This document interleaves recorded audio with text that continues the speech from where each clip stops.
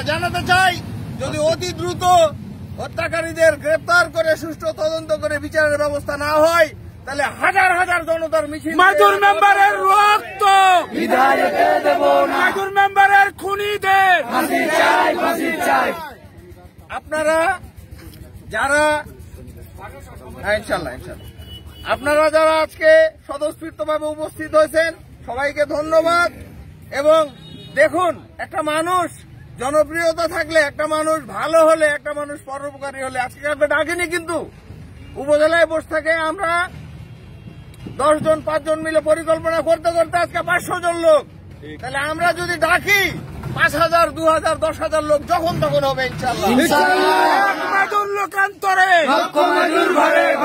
মাদুর লোকান্তরে।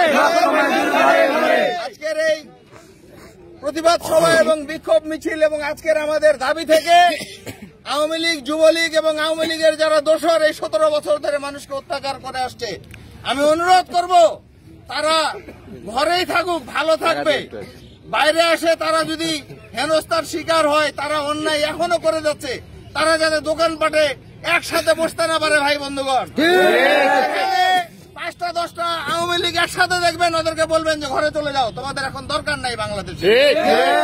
যেখানে বিএনপির কোন লোকজনকে আওয়ামী লীগের লোকের সাথে চলাফেরা করতে দেখবেন, আওয়ামী লীগের লোকটাকে পিটন দিবেন আর বিএনপির লোকটাকে টাইনে ধরে নিয়ে চলে আসবেন। মনে থাকবে ভাই, আওয়ামী লীগের সাথে ঘুষুর ঘুষুর করে, ফুসুর ফুসুর করে, ওদের না জাতীয়তাবাদী দলে স্থান আছে, না বিএনপিতে ওদের কোন জায়গা হবে।